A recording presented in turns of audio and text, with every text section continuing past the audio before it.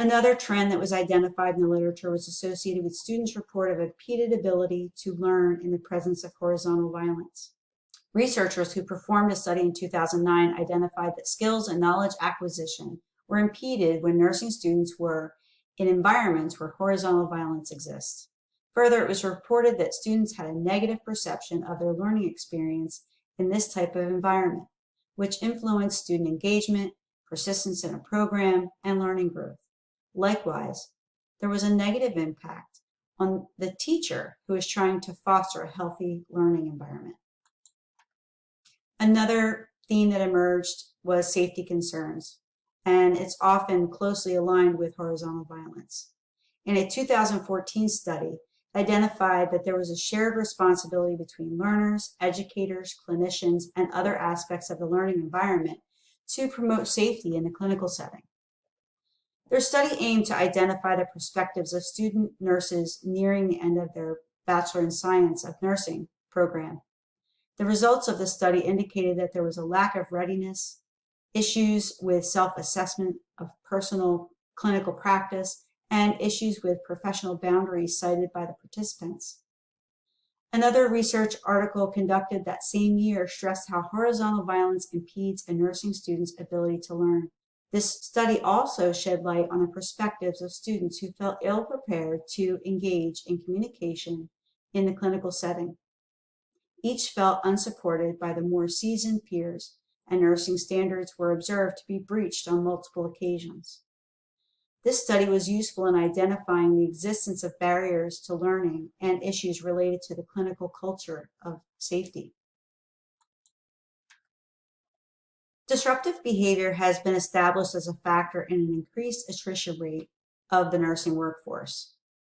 There are also legal implications associated with bullying acts that are not addressed. Other countries have enacted legislation to address serious workplace bullying and bullying via social media. The research suggested that it is persistence of the behavior, the lack of federal and state legislation addressing the behavior, and the lack of administration controls in the healthcare workplace that have contributed to the negative impact on the retention of nurses, which adds to the already global shortage of nursing. Disruptive behaviors such as horizontal violence have been associated with bullying in the clinical practice area. A study in 2012 indicated that students observed the highest incidence of bullying behaviors in their third and fourth years of study. Another result that emerged from the study relates to a high incidence of bullying by clinical educators and staff nurses towards the student nurse. The information provided by this research is useful in establishing the incidence of occurrence of bullying and horizontal violence in the nursing education setting. In correlation, a study performed in 2014 identified that there is a pervading gap in knowledge regarding the student's ability to cope with a bullying situation. In this study, the researchers explored the reasons why students did not share their experiences with their teachers or clinical instructors at the time of occurrence. So you can see it has a cascading effect. The disruptive behaviors, the increased bullying, ultimately ends up in reduced coping skills. My interest in disruptive behavior in the healthcare work environment began as a newly graduated registered nurse in my first week of orientation with a preceptor. I was assigned a preceptor, a nurse of 25 years, who ascribed to the Eat Your Young methodology of teaching. Rather than to teach, the preceptor assigned the student to provide care to full contact isolation patients during medication administration rounds without demonstrating what the unit protocol was for caring for these patients. The preceptor chose to leave out details that advised the new nurse that one should pre-chart an assessment without looking at the patients first, and was ill-attentive to the patients during the shift. A year later, I began work in this very same nursing unit. Once a student, now a newly graduated nurse, I realized that not much had changed. As a newly graduated nurse, I worked on the unit for a year and eventually put in for a transfer to the perioperative bridge program. The transition I had hoped would be different in a new unit and a new specialty of great interest to me. The operating room was a new environment, yet had very similar dynamics. The disruptive behaviors were less overt, yet abounded. On this unit, it was not just nursing staff who were indifferent to one another, Select surgeons displayed indignant behavior on a routine basis. The operating room area is very closed off. This unit has to be closed off because there are a level of restrictions and restricted areas which were designed to provide safe and sterility-producing environments for the patient. This closed-off state also provides a pseudo-empowerment for some. For those individuals who have a domineering personality or desire control, it is a veritable breeding ground. It is important to note that while not all staff and surgeons behave in such a manner, each tends to feel the effects of its presence. In academia, these behaviors exist as well. I initially wrote about the pervasiveness of the issue 16 years ago as a newly minted BSN prepared nurse.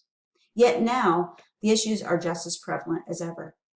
Nursing educators in the clinical and academic settings alike report that students often share that the healthcare work environment has become even more disruptive. Before, during, and since the pandemic, disruptive behaviors and horizontal violence prevail and is the source from patients, peers, and administration. Much is written about it, but what are we doing about it? How are we educating our nursing students to navigate interpersonal landmines, manage conflict, advocate for themselves, and persist in the presence of these behaviors? Resilience building through training and education is one approach. Resilience building through training is a key component of handling horizontal violence in the healthcare workplace.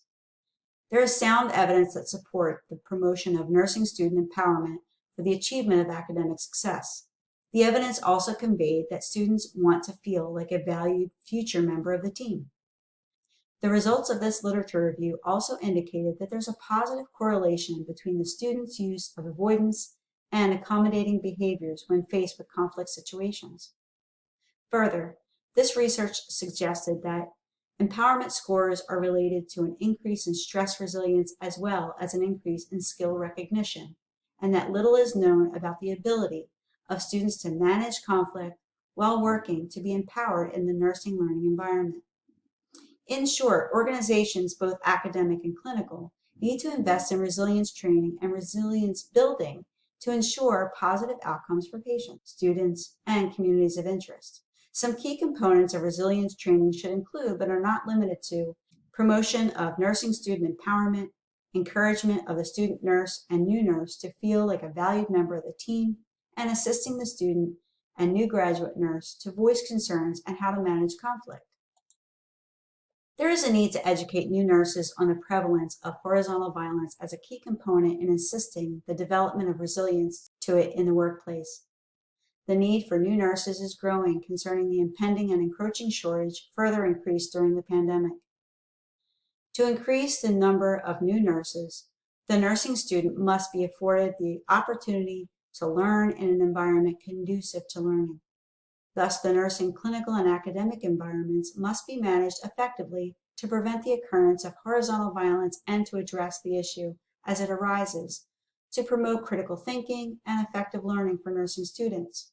To date, there is little known regarding the extent to which the student nurse perceives that his or her learning is affected upon witnessing or experiencing horizontal violence. Therefore, this topic is pertinent and it pertains to advancing nursing education and supports the need for nursing researchers to perform a more in-depth study. Therefore, this topic should be explored further. Some final thoughts. While resilience training will help nurses to cope with the disruptive behaviors they encounter, an organizational goal should be to continually lessen the incidence and prevalence of these behaviors.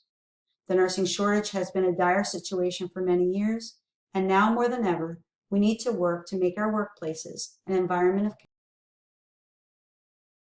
Here are some references used in this presentation. Thank you for your attendance.